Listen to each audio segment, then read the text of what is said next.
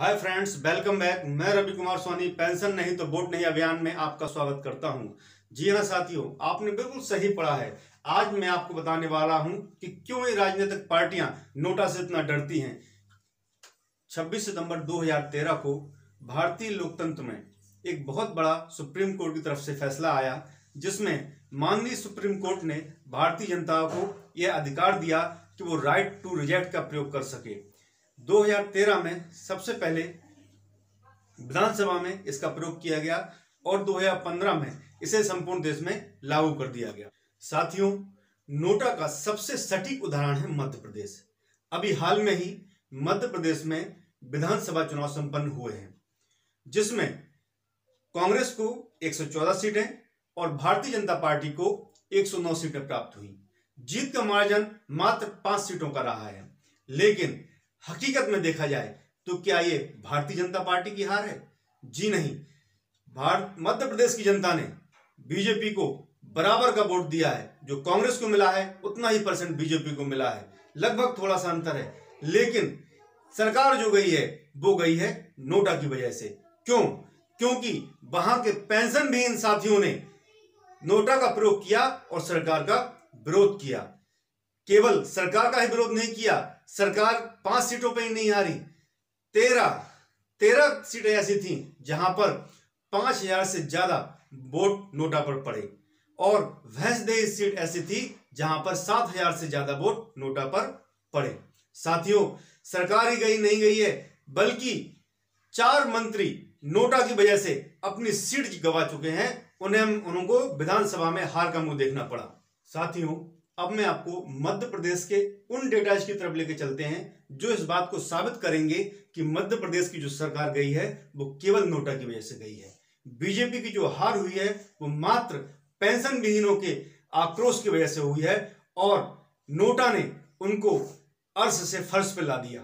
साथियों, पहली सीट है नैपानगर की, जहां पर कांग्रेस को 85,320 वोट और बीजेपी को 84,056 वोट मिले।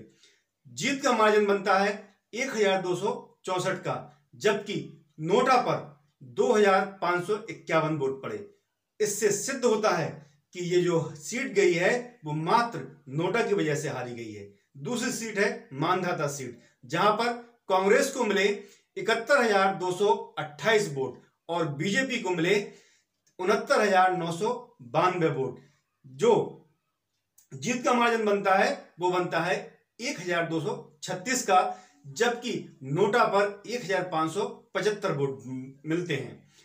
तीसरी सीट है गुन्नार की सीट, जहां पर कांग्रेस को मिलते हैं 57,657 वोट और भारतीय जनता पार्टी को मिलते हैं 55,674 वोट। जीत का मार्जिन है 1,983 का, जबकि नोटा पर जो वोट पड़ा वो पड़ा 3,734 वोट।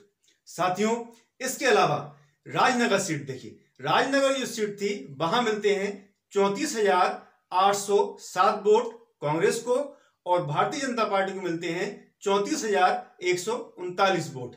जीत का मार्जिन 668 का, जबकि नोटा पर मिलते हैं 2,133 वोट। मंडला में नोटा पर मिलते हैं 2,695 वोट और जीत का जो मार्जिन था वो था 1100 वोटों का। बीना सीट पे नोटा को मिलते हैं 1,528 वोट और जीत का मार्जिन जो था वो था 600 का। जोवाट सीट पर नोटा को मिलते हैं 5,139 वोट और यहां पर जीत का जो मार्जिन था वो 2,500 वोटों का था। जावर सीट पर नोटा को मिलते हैं 1,500 वोट और हार जीत में का जो मार्जिन था वो मात्र 700 वोटों का था। इसके बाद आती है ब्यावस सीट पर कांग्रेस को मिलते हैं 75,569 वोट, जबकि बीजेपी को मिलते हैं 74,743 वोट।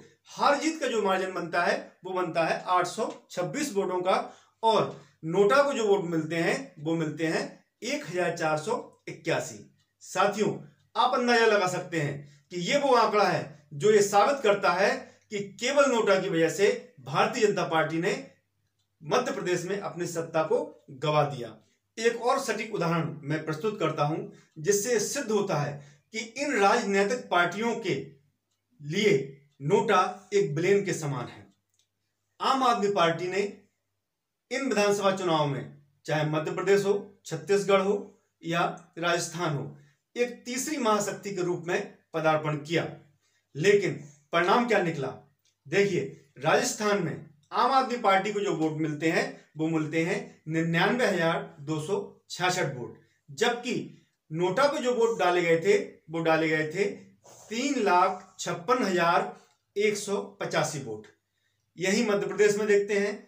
मध्य प्रदेश में आम आदमी पार्टी को 1,17,968 वोट मिले, जबकि नोटा पर 2,63,835 वोट डाले गए।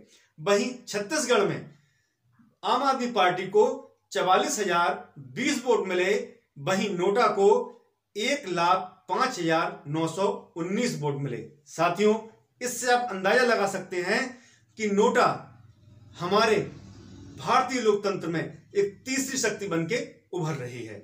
इसका उदाहरण मैं आपको अपने पहले वीडियो पेंशन नहीं तो वोट नहीं में बता चुका हूं। यदि आपने उस वीडियो को नहीं देखा है तो मैं आपसे आग्रह करता हूं कि डिस्क्रिप्शन की लिंक में जाकर उस लिंक को आप क्लिक करें और उस वीडियो को एक बार जरूर देखें, जिससे आपको पता चलेगा कि इस अभियान को हम किस प्रकार से बढ़ा रहे हैं।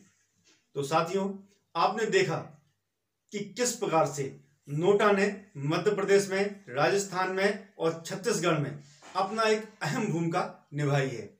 इसीलिए साथियों, मैं आप सभी से एक बार फिर से आग्रह करता हूं कि इस बार इलेक्शन में अपनी पेंशन के लिए आप लोग बाहर निकलिए।